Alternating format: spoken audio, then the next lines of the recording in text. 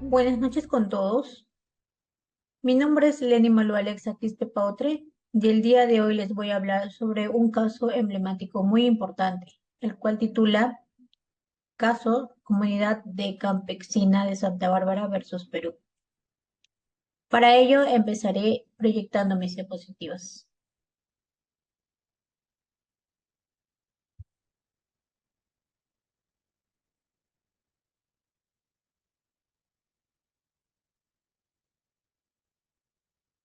Proyecto Análisis, Estudio y Difusión de la Jurisprudencia de la Corte Interamericana de Derechos Humanos. Casos peruanos. Presentación del caso. Este es un caso de desaparición forzada de niñez peruana, donde el 4 de julio de 1991 el ejército peruano realiza un operativo en la comunidad campesina de Santa Bárbara, donde se suscitan desapariciones forzadas de 15 campesinos. Entre ellos tenemos niños y mujeres, los cuales fueron detenidos y torturados, y a su vez sus viviendas fueron quemadas y sus pertenencias fueron apoderadas. Y las personas que se encontraban dentro de la mina misteriosa fueron asesinados. Ahora, el 8 al 11 de julio de 1991, los familiares se dirigieron a sus viviendas, donde realizan, ¿no?, una denuncia a la Fiscalía Provincial. Y a pesar de todo esto, ninguna investigación se realizó por parte de las autoridades.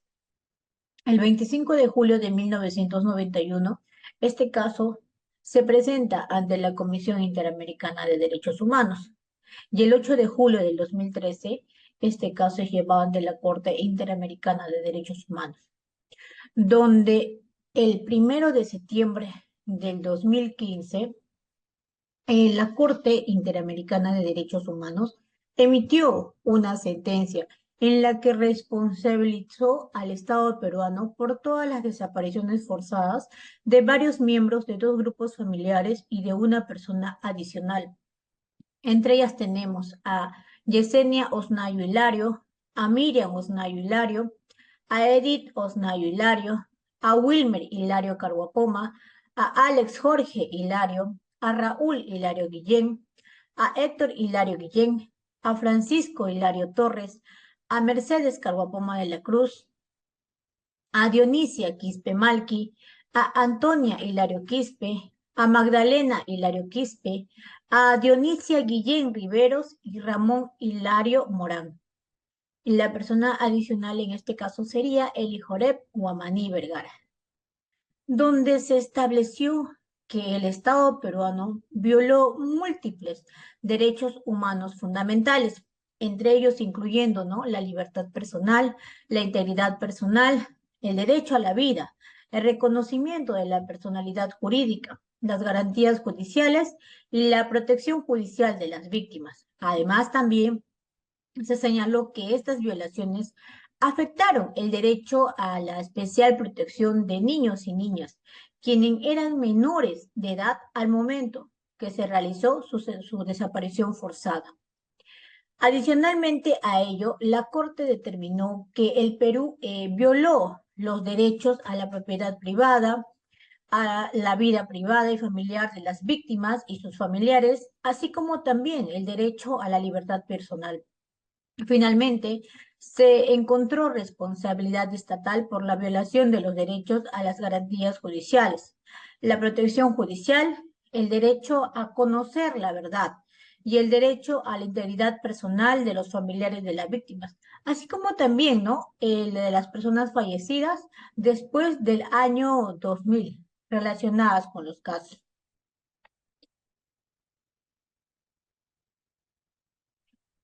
Punto número 2. Hechos probados por la Corte Interamericana de Derechos Humanos, en términos de la sentencia emitida por la Corte Interamericana de Derechos Humanos.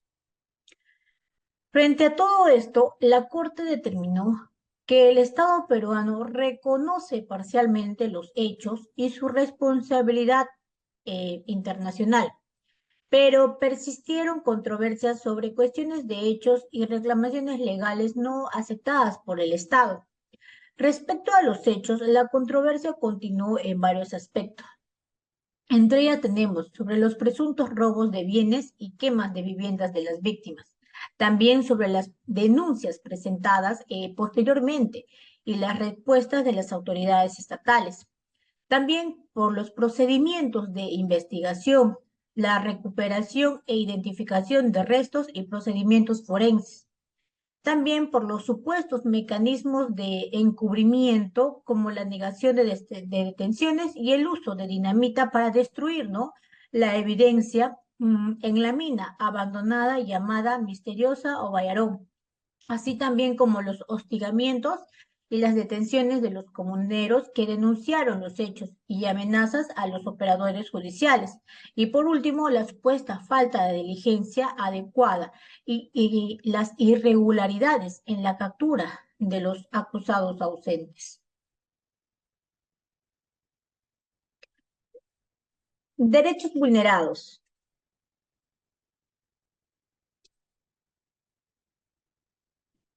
Mm, en el caso de Santa Bárbara versus Perú, la Corte Interamericana de Derechos Humanos encontró, ¿no?, numerosas violaciones graves a los derechos humanos fundamentales.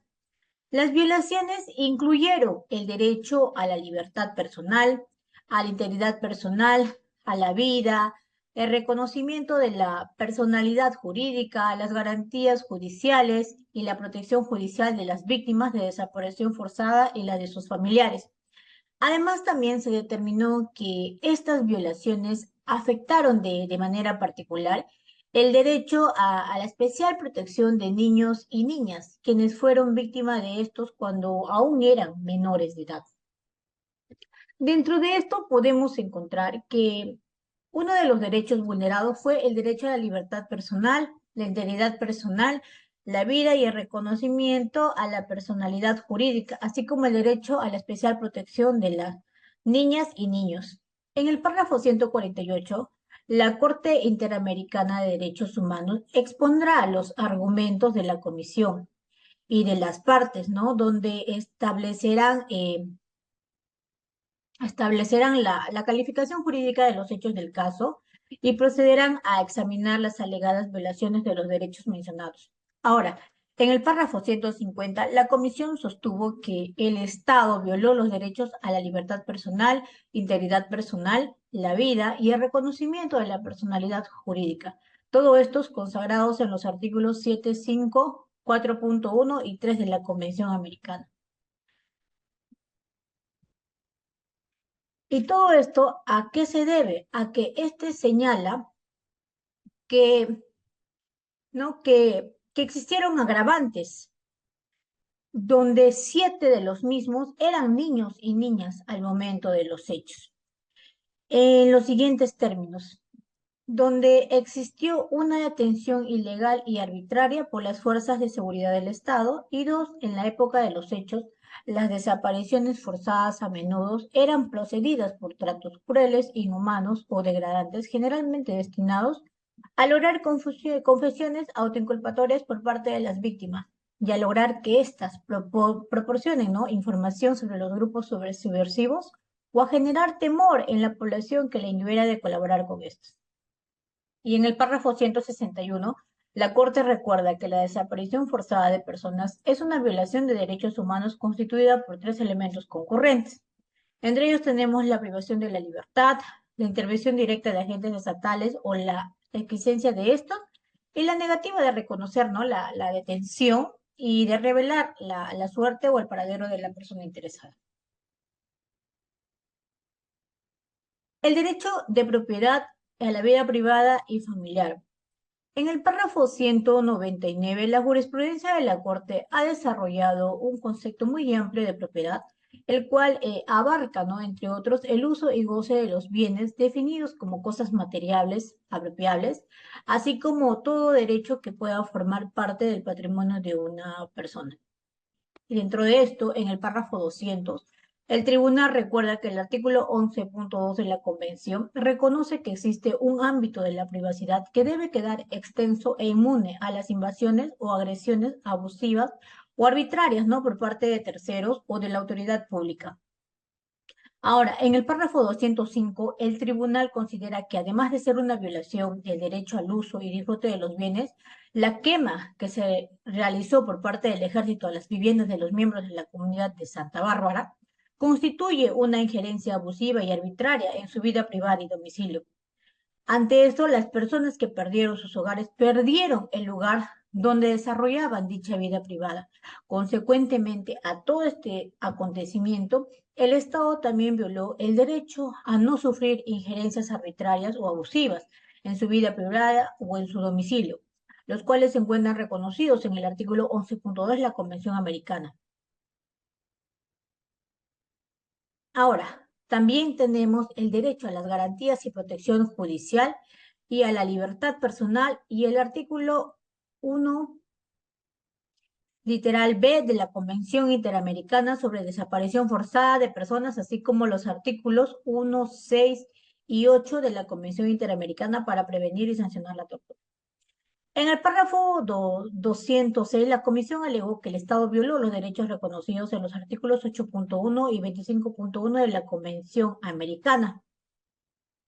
Ahora, en este sentido, a todo esto, se refirió, ¿no?, con detalle a las numerosas denuncias presentadas ante diversas autoridades estatales tras la alegada detención y desaparición de las presuntas víctimas del caso, señalando que aquellas no ordenaron medidas oportunas y necesarias, ¿no?, dirigidas para la determinación de su paradero. Referente a todo esto, en el párrafo 207, los representantes coincidieron sustancialmente con los argumentos de la comisión. Adicionalmente a todo ello, alegaron la violación del plazo razonable en el presente caso y explicaron que por tratarse de alegadas desapariciones forzadas, la excesiva duración del proceso afecta gravemente los derechos de los familiares de las presuntas víctimas. Y en el párrafo 220, en virtud de los alegatos de las partes y de la comisión, la Corte analizará a continuación las violaciones alegadas en relación con las investigaciones de hechos del caso en el siguiente orden. Como punto número tenemos la debida diligencia en las primeras diligencias de investigación. 2, la efectividad de recursos de habeas corpus interpuesto. 3, las obstaculizaciones dentro de las investigaciones. 4, la falta de debida diligencia en los procesos abiertos luego de la reapertura del caso. Y 5, el derecho a conocer la verdad. Como podemos ver, es especialmente preocupante, ¿no?, la constatación de que el Estado peruano no solo falló en prevenir y proteger a sus ciudadanos contra estos abusos, sino que también se encontró evidencia de encubrimiento y falta de diligencia en las investigaciones que se realizaron posteriormente. Ahora, estos actos no solo violaron los derechos individuales de las víctimas y sus familias, sino que también socavaron la confianza de las instituciones estatales y en la capacidad del Estado, ¿no?, para poder garantizar la justicia y su protección. Finalmente, también tenemos el derecho a la integridad personal de los familiares de las personas desaparecidas. En el párrafo 271, la Comisión sostuvo que, de conformidad con la jurisprudencia de la Corte, en casos que involucren la desaparición forzada de personas, es posible entender que la violación del derecho a la integridad psíquica y moral de los familiares de las víctimas es una consecuencia directa, precisamente, de este fenómeno. Y en el párrafo 274, la Corte ha afirmado en reiteradas oportunidades que los familiares de las víctimas de violaciones de los derechos humanos pueden a su vez ser víctimas. Asimismo, también el tribunal ha considerado que en casos que involucran la desaparición forzada de personas es posible entender que la violación del derecho a la integridad psíquica y moral de los familiares de la víctima es una consecuencia directa de este fenómeno que les causa un severo sufrimiento. Ahora, en términos más amplios, el caso de Santa Bárbara versus Perú subraya la importancia de que los estados respeten y protejan los derechos humanos en todo momento, especialmente en aquellas situaciones de grave vulnerabilidad como tenemos o como resalta en este caso las desapariciones forzadas. También podemos señalar que la sentencia de la Corte Interamericana es crucial, no solo para las víctimas directamente involucradas, sino también que se da como un recordatorio para todos los estados de su obligación, ¿no?, de poder rendir cuentas y asegurar también la justicia frente a las violaciones tan serias como se suscitaron en el presente caso.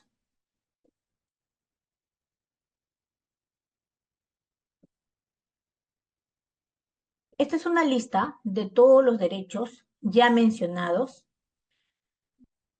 que fueron vulnerados, ¿no?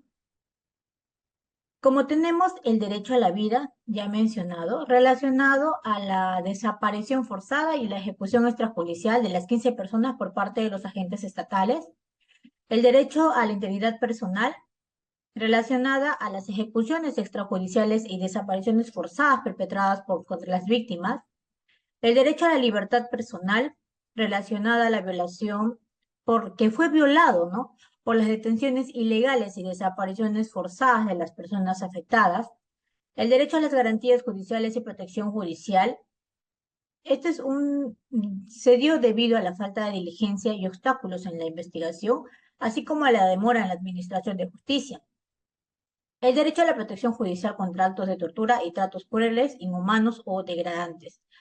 Esto se encuentra relacionado con las condiciones de detención y trato hacia las víctimas. El derecho a la vida privada y familiar, que fue violado por la destrucción de las viviendas y las interferencias abusivas en el domicilio de los afectados. El derecho a conocer la verdad, por la falta de esclarecimiento total de todos los hechos y la verdad sobre la desaparición de las personas afectadas. Y finalmente, el derecho a la propiedad, que fue violado por la destrucción de los bienes y confiscación ilegal de ganado por parte de los militares.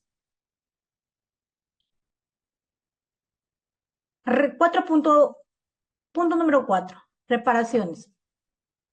Frente a todo esto, la Corte ha establecido que las medidas de reparación deben estar directamente relacionadas con los hechos del caso, las violaciones declaradas y los daños comprobados.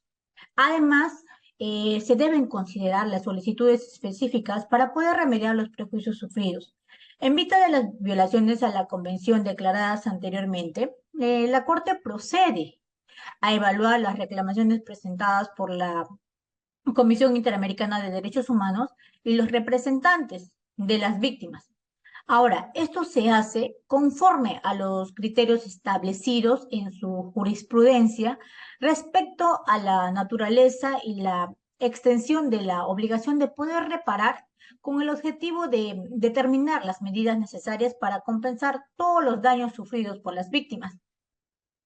Referente a esto, señalaremos algunas indemnizaciones compensatorias.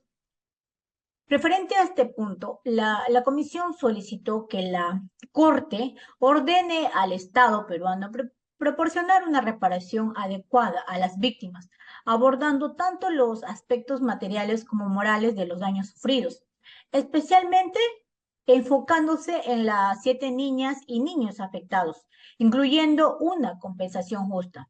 Por su parte, los representantes de la víctima solicitaron que el tribunal ordene al Estado pagar una indemnización de $80,000 a cada una de las 15 víctimas desaparecidas de manera forzada, como una compensación, ¿no? Por el daño moral causado por las violaciones cometidas. Además, también solicitaron un pago adicional de $5,000 para Yesenia, para Miriam y Edith Osnayo Hilario, también para Wilmer Hilario Carhuapoma, para Alex Jorge Hilario, para Raúl y Héctor Hilario Guillén, dada la gravedad de la desaparición forzada que sufrieron estos niños y niñas. Punto número 5. Puntos resolutivos. En esta parte, la Corte decide con 5 votos a favor y 1 en contra. 1. Aceptar parcialmente el reconocimiento de la responsabilidad internacional por parte del Estado, según se encuentra detallado en los párrafos 23 a 33 de esta sentencia. Segundo, el de rechazar la objeción preliminar sobre la presunta falta de agotamiento, ¿no? de los recursos internos planteada por el Estado, explicados en los párrafos 43 a 46 de esta sentencia. Tercero, el de poder descartar la objeción preliminar sobre la presunta falta de competencia de la ratión en materia respecto, ¿no? a la Convención Interamericana sobre la desaparición forzada de personas, detalladas en el párrafo 49 a 52 de esta sentencia. Y también decidir sobre los derechos violados y las reparaciones ya mencionadas anteriormente. Punto número 6. Resoluciones de supervisión de cumplimiento. En este punto se establecieron medidas específicas para poder prevenir futuras violaciones similares de derechos humanos. La Corte ordenó al Estado peruano poder implementar medidas de reparación adecuadas para compensar los daños materiales y morales sufridos por las víctimas y sus familiares. Ahora, pese a que en el año 2021 se ha cumplido como 30 años de la matanza realizadas, ¿no? En el caso de Santa Bárbara, la expedición de la sentencia por parte de la Corte Interamericana de Derechos Humanos, que se realizó en septiembre del 2015, el Estado peruano ha dado cumplimiento parcial a dicha sentencia, la que determinó que con fecha 21 de junio del 2021, la Corte Interamericana de Derechos Humanos tuvo que emitir una resolución de supervisión de cumplimiento de dicha sentencia, precisamente ante la adopción lenta y limitada de la sentencia obligatoria de cumplimiento de parte del Estado. Ahora, según el sitio web de la Corte Interamericana de Derechos Humanos, aún no se ha cumplido con ninguna de las reparaciones. ¿Por qué? Porque existen dos puntos muy importantes. Entre ellas tenemos, porque no se ha verificado ¿no? el seguimiento respectivo sobre este caso. Y el segundo, porque en realidad el país, o sea, el Estado peruano, no ha cumplido voluntariamente con las resoluciones establecidas. Punto número 7. Votos. En este punto tenemos los votos de dos magistrados, el cual el juez Alberto Pérez Pérez emite un tipo de voto disidente, señalando que ¿no? Se da en contra de la parte de la sentencia que clasifica los actos brutales mencionados como desaparición forzada, en lugar de considerarlos como ejecuciones extrajudiciales o masacres con carácter de crimen de lesa humanidad. Por lo que sus razones, por dicho voto, abarcan tanto la descripción de los hechos como su clasificación legal bajo el derecho internacional de los derechos humanos. Y el juez Eduardo Biogros también emite un voto disidente, señalando que este voto disidente se da debido a que éste desechó la objeción preliminar relacionada, ¿no? con el cumplimiento de la regla de agotamiento de los recursos internos en el artículo 46 de la Convención Americana sobre Derechos Humanos. Frente a ello, las razones para esta discrepancia radican en que mientras la sentencia argumenta que esta objeción no es compatible con el reconocimiento parcial de la responsabilidad admitida en este caso y que los recursos mencionados por el Estado no fueron específicamente considerados adecuados, idóneos y efectivos. Por lo tanto, dicho juez considera que el peticionario no cumplió con el requisito de agotar los recursos internos, ¿no? Antes de presentar su petición.